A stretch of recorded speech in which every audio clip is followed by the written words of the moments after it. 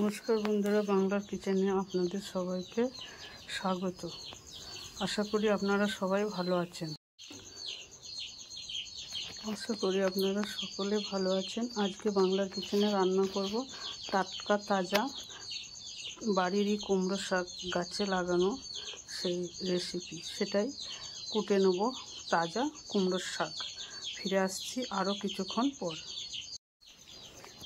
নমস্কার বন্ধুরা, বাংলার কিচেনে আপনাদের সবাইকে স্বাগত। আশা করি আপনারা সবাই ভালো আছেন।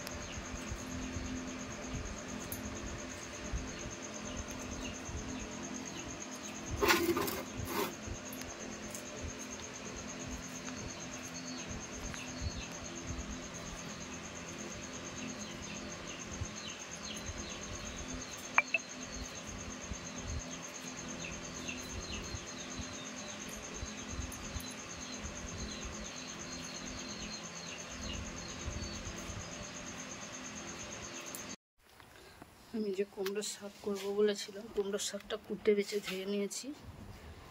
এর কাছে ঝিঙে, আলু, কচু দিয়ে করবো, আর মোরলা মাছগুলোকে আমি ভেজে নেব।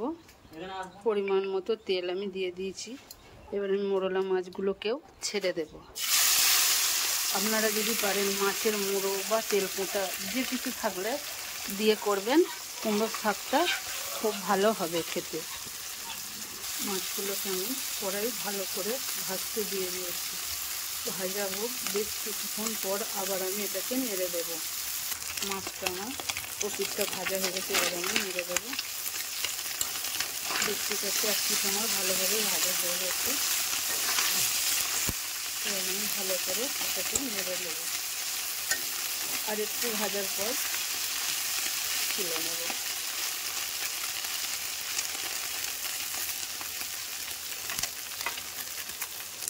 দেখতে পাচ্ছ মাছগুলো আমার ভাজা হয়ে গেছে। এবার আমি মাছগুলোকে তুলে নেব। মাছগুলো আমি তুলে নিয়েছি। ওই তেলেই বাকি সবজিগুলোকে আমি ভালো করে সাঁতলে নেব।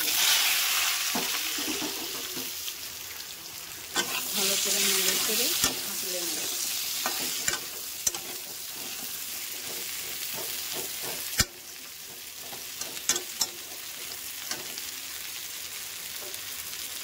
পরিমাণ মতো একটু লবণ দিচ্ছি, যাতে সবজিটা আমার তাড়াতাড়ি ভাজা হয়ে যায়। নুনটা দিয়ে ভালো করে নেড়ে চেড়ে দিয়েছি। এবার আমি একটু ঢাকা দিয়ে দেবো 2 থেকে 3 মিনিটের জন্য। 2 থেকে 3 মিনিট হয়ে গেছে। এবার আমি ঢাকনাটা খুলে আবারও নেড়ে দেবো। দেখতেই পাচ্ছি সবজিটা আমার অনেকটা কমে এসেছে। আরও আমি 2 থেকে 3 মিনিট ঢাকা দিয়ে দেব। আবার আমি খুলে নেড়ে দেব।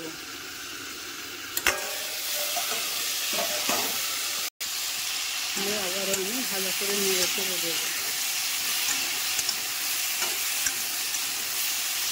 দেখতে পাচ্ছ সবজিটা আমার প্রায় অনেকটাই সাঁতলানো হয়ে গেছে ভাজা।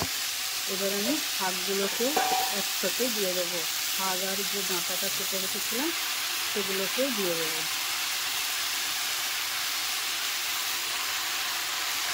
দিয়ে আমি ভালো করে আবার এটাকে মিশিয়ে নেড়ে দিয়ে আবার 2 থেকে 3 মিনিটের জন্য ঢাকা দিয়ে দেবো, যাতে শাক থেকে জলটা ছেড়ে যায়। ঢাকাটা আমি দিয়ে দিয়েছি।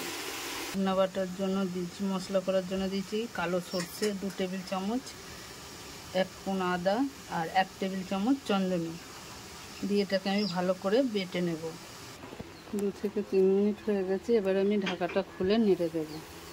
দেখো ঢাকাটা খুলেছি বন্ধুরা, শাকটাও কমে গেছে অনেকটা।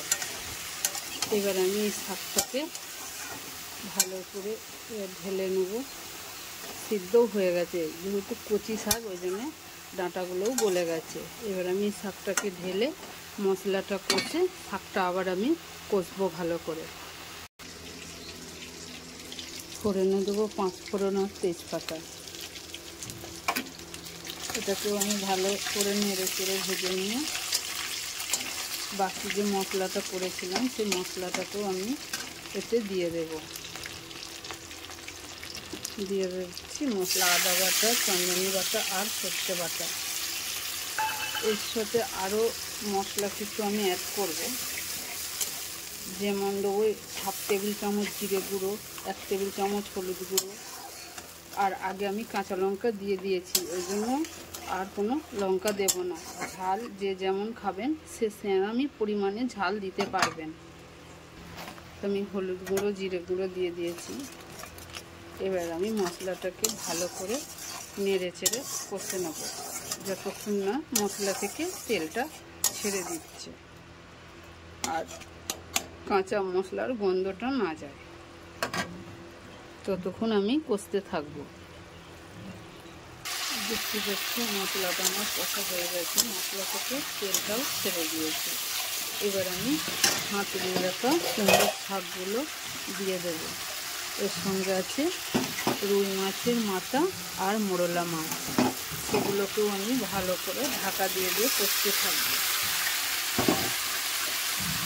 ভালো করে উল্টে পাল্টে মশলার সঙ্গে আমি মিক্স করে দেবো, দিয়ে ঢাকা দিয়ে ভালো করে কষতে থাকবো।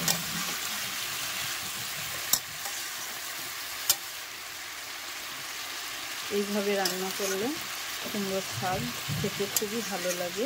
গরম ভাতের সঙ্গে আপনারা করে খেয়ে দেখবেন। ঢাকায় দেবো 2 থেকে 3 মিনিটের জন্য। চলো ঢাকা খুলে আমি এবার দেখি কেমন হয়েছে। একটু জল ছেড়ে দিয়েছে তরকারি সবজি থেকে। আমি আরেকটু পরিমাণে জল দেবো, যেহেতু সবজিগুলো আমার 60 থেকে 70% সিদ্ধ করা ছিল। সাঁতলাতে 60 থেকে 70% সিদ্ধ হয়ে গেছে।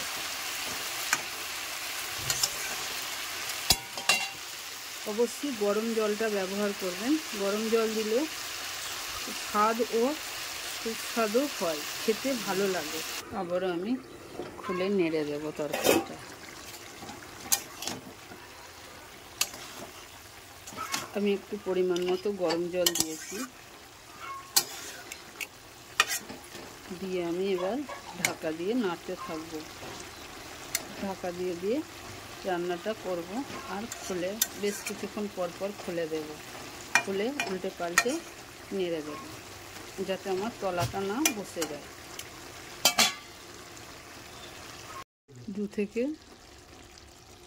1 থেকে 2 টেবিল চামচ আমি চিনি দিয়ে দিলাম, যেহেতু কুমড়োর শাক একটু মিষ্টিটা দিতে হবে, না হলে খেতে ভালো লাগবে না। পরিমাণ মতো আমি নুন আগে দিয়ে দিয়েছি, আর ওই জন্য দিলাম না। চিনিটাকে দিয়েও ভালো করে আমি নেড়ে ছেড়ে দিয়েছি। এবার আমি এটাকে আবারও 2 থেকে 3 মিনিটের জন্য ঢাকা দিয়ে কষবো। এইভাবে কষতে কষতেই আমার শাকটা রান্না হয়ে যাবে।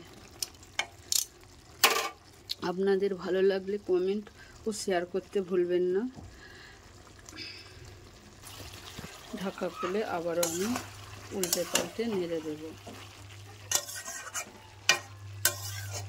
আর কিছুক্ষণ হলেই হয়ে যাবে আমার কুমড়ো শাকের মোরলা মাছ দিয়ে নানা রকম সবজি দিয়ে ঝাল। দেখতে পাচ্ছ রেডি হয়ে গেছে আমার কুমড়ো শাক রান্না। আপনারা ভালো থাকবেন, সুস্থ থাকবেন, লাইক কমেন্ট শেয়ার করতে ভুলবেন না। দেখা হচ্ছে নেক্সট ভিডিও।